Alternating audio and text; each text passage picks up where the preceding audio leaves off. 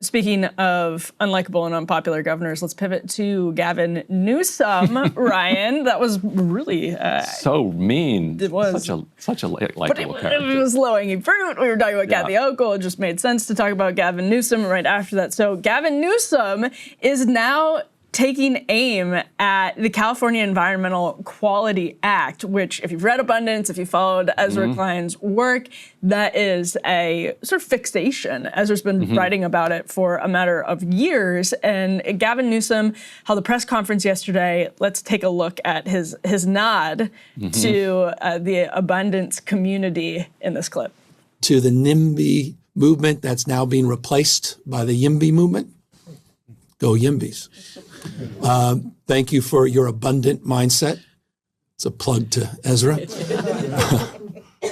And it really is about abundance, and to the movement that they represent, which I think was reflected in the comments made a moment ago about getting big stuff done. Okay, we can put the tear sheet on the screen. You heard him there say he appreciates to the YIMBY community the abundant mindset. They are rolling back that landmark, quote, environmental law, quote, landmark environmental law, as the New York Times puts it. Ezra Klein has written, Ryan, pretty extensively for a long time, as we mentioned earlier, about the California Environmental Quality Act. It's sort of become a symbol. Not just, obviously there are substantive complaints, but it's become kind of a symbol of what abundance, the sort of abundance world is trying to change about blue state governance. This is how Klein put it in an op-ed, I want to say this was like a year ago, quote, laws like the California Environmental Quality Act have been used to block countless harmful projects.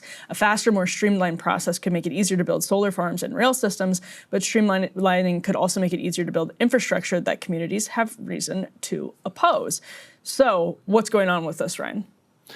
Well, and so Ezra tells a story in his book about the creation of this law being quite a quiet affair. Like it's now understood as this landmark law, but it was not actually, and this is the case for a lot of laws.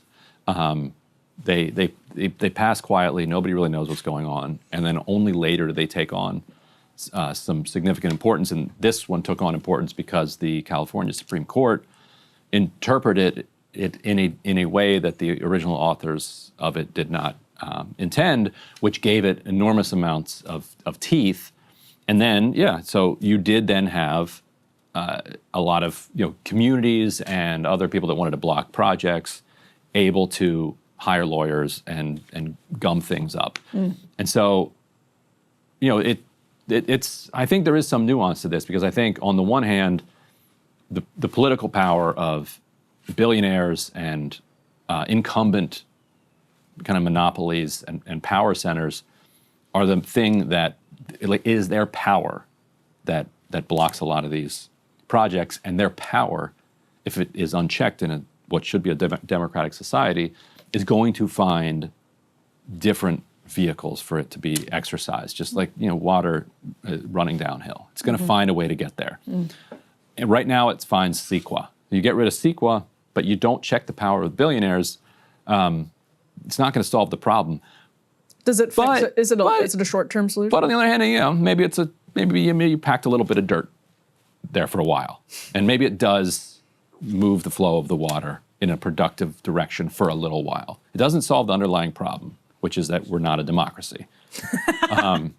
But maybe it gets some projects going. It might. I don't want to say that it won't, because but my point is, unless you restructure the political economy, these people are going to continue to mess with you and gum everything up.